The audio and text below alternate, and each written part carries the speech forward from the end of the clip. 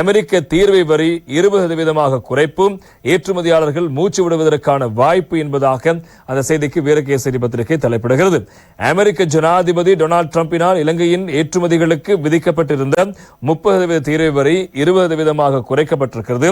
இதற்கான நிர்வாக உத்தரவில் அமெரிக்க ஜனாதிபதி கையெழுத்திருப்பதாக வெள்ளை மாளிகை உறுதிப்படுத்தியிருக்கிறது. இது இலங்கையின் பொருளாதார மற்றும் ஏற்றுமதி வர்த்தகத்தில் ஆதரவை ஏற்படுத்தியிருக்கிறது. கடந்த ஏப்ரல் மாதத்தில் டொனால்டு டிரம்ப் தனது புதிய வரி கொள்கைக்கான ஒரு பகுதியாக இலங்கைக்கான இறக்குமதி வரியை 44% அறிவித்திருந்தார். இவ்வாறு இருக்கதான் இப்போது அது குறைந்திருப்பது இலங்கை பொறுத்தவரைக்கும் மிக முக்கியமான விடயமாக இருப்பது நாங்கள் காணக்கூடியதாக இருக்கிறது. எனவே இந்த விவகாரமானது இலங்கையை பொறுத்தவரைக்கும் மிக முக்கியமான ஒரு விடயமாக நாங்கள் பார்க்கலாம் என்பதாக சுட்டிக்காட்டப்படுகிறது. தொடர்ந்து இலங்கைக்கும் அமெரிக்கா பேச்சுவார்த்தை நடத்தின இலங்கை அமைச்சர்கள் மற்றும் அதிகாரிகள் குழு வாஷிங்டனுக்கு விஜயம் செய்து அமெரிக்க வர்த்தக பிரதிநிதிகளோடு பேச்சுவார்த்தை நடத்தினர். மெய்நிகர் வழியாகவும் அமெரிக்க தரப்போடு இலங்கை அதிகாரிகள் பேச்சுவார்த்தை நடத்தினார்கள்.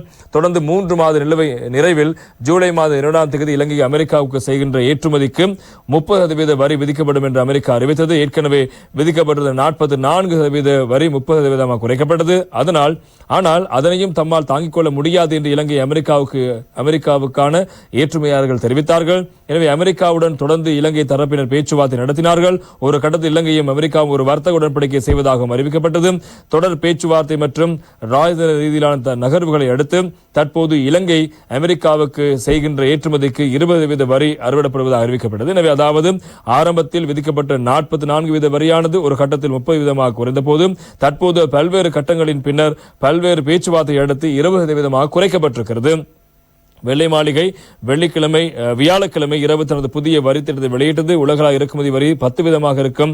அதே வேளையில் இலங்கைக்கு பொருட்களுக்கான வரி 20% குறைக்கப்படும் என்றும் அமெரிக்க நிர்வாகம் அறிவிக்கப்பட்ட விடயங்கள் பிரதானமாக இருப்பதை காணலாம். எனவே இந்த ஏற்றுமதியாளர்கள் மற்றும் தொழில் முனைவோரின் போட்டித்தன்மையை உறுதி செய்வது பேச்சுவார்த்தையின் மையமாக இருந்ததும் நிதியமைச்சருடைய செயலாளர் தெரிவித்திருக்கின்றார். எனவே இவ்வாறு இருக்க இந்த விவகாரமானது இந்த வரி குறைப்பானது ஏற்றுமதியாளர்கள் மூச்சு விடுவதற்கான ஒரு வாய்ப்பை ஏற்படுத்தி இருக்கிறது என்பதாகவும் பல்வேறு தரப்பும் தங்களுடைய கருத்துக்களை முன்வைத்திருக்கிறார்கள்.